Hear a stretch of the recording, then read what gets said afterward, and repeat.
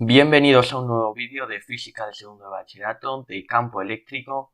Hoy vamos a hablar del principio de superposición, que ya lo vimos en el tema de campo gravitatorio, pero vamos a hacer un ejercicio aplicado al campo eléctrico. Comenzamos. Hoy vamos a aplicar el principio de superposición para el campo eléctrico, pero también se puede aplicar en este tema a la fuerza de Coulomb o al potencial eléctrico. Lo recordamos brevemente. El campo eléctrico total será la suma de todos los campos eléctricos creados por cada una de las cargas puntuales. Simplemente, el ejercicio nos pide calcular el campo eléctrico generado en un punto P por dos cargas Q1 y Q2 que están situadas respectivamente en los puntos -2, 2 y 3, 1. Se nos dan los valores de estas cargas, Q1 es positiva y Q2 es negativa, hay que tenerlo en cuenta. Y en el apartado B se nos pide que calculemos la fuerza que sufrirá una carga Q situada en ese punto P. Lo primero que vamos a hacer, como siempre, va a ser tomar los datos, dibujar un eje de coordenadas y situar todos los puntos y todas las cargas en este sistema de referencia. Lo hago un poco más rápido, que esto es sencillo. Una vez que ya hemos hecho todo esto, podemos proceder a realizar los cálculos necesarios. En primer lugar, nos vamos a centrar en la carga Q1 y vamos a calcular el módulo del campo eléctrico que genera en el punto P.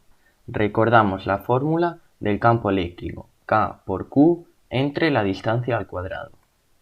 La distancia, como está al cuadrado, utilizando Pitágoras, sería simplemente la suma de los cuadrados de los catetos, en este caso 4 al cuadrado más 4 al cuadrado.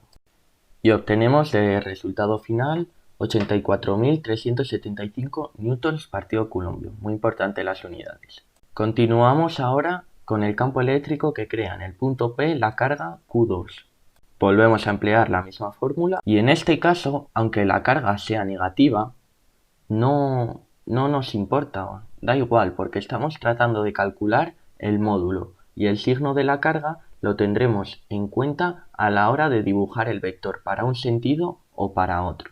En cuanto a la distancia, igual que antes, tenemos 3 en vertical, 1 en horizontal, 3 al cuadrado más 1 al cuadrado. Entonces. Y finalmente obtenemos como resultado 1,8 por 10 a la 5 newton partido Coulomb. Ahora vamos a proceder a dibujar los vectores de campo eléctrico que genera Q1 y Q2.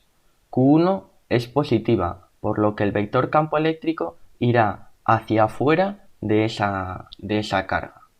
Sucede lo contrario para Q2, que al ser una carga negativa, el vector de campo eléctrico irá dirigido hacia esta carga. Podríamos obtener ahora una aproximación más o menos realista del vector campo eléctrico total, realizando la suma por medio del método del paralelogramo, aunque realmente es muy difícil que nos salga bien, ya que lo estamos haciendo a mano alzada. Para poder sumar los vectores correctamente, lo vamos a hacer hallando sus coordenadas horizontal y vertical, y para ello tenemos que calcular primero los ángulos que forman con la horizontal. Obtenemos el ángulo calculando el arco tangente de la distancia en vertical entre la distancia en horizontal y atendiendo a los cuadrantes, muy importante. Así obtenemos los ángulos de los vectores de campo eléctrico que generan las cargas Q1 y Q2, que son 315 grados y 71,56 grados respectivamente. Como decía, son muy importantes los cuadrantes, y es que el vector de campo eléctrico que genera la carga Q1 pertenece al cuarto cuadrante, mientras que el vector que genera la carga Q2 pertenece al primer cuadrante, y no podemos obtener un ángulo que no sea de estos cuadrantes. Una vez realizado este paso, simplemente multiplicando el módulo por el coseno del ángulo obtenemos la componente horizontal y multiplicando el módulo por el seno del ángulo obtenemos la componente vertical. Lo hago rápido para los dos vectores. Aprovecho para recordar que hay que poner las unidades Newton partido Coulombio, aunque también se podría poner voltio partido metro, que no es del sistema internacional, pero también se utiliza. Una vez que tenemos las componentes de ambos vectores, solo nos queda sumarlas. La componente horizontal con la componente horizontal y la componente vertical con la componente vertical. Con esto hemos obtenido las componentes del vector campo eléctrico que generan ambas cargas. Corregimos aquí la notación científica, muy importante. Y el resultado final que hemos obtenido es 1,165 por 10 a la 5 I más 1,104 por 10 a la 5 J Newton partido Coulombio. No olvidemos las unidades, lo repito. Si no se nos pide proporcionar el módulo del vector o el argumento, con esto nos valdría para dar la solución del apartado A. Vamos ahora con el apartado B.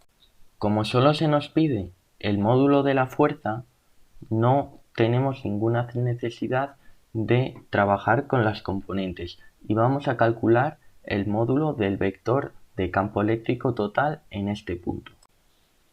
Lo hacemos mediante la raíz cuadrada de la suma de los cuadrados de las componentes y obtenemos un resultado de 1,605 por 10 a la 5 Newton partido Coulombio.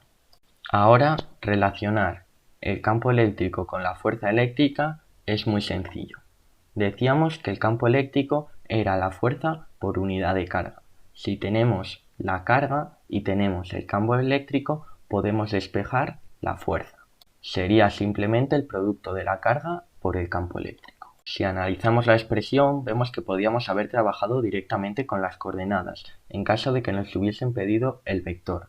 Pero como nos han pedido el módulo, podemos trabajar también solo con el módulo. Hemos obtenido que el módulo es 16,05 Newton.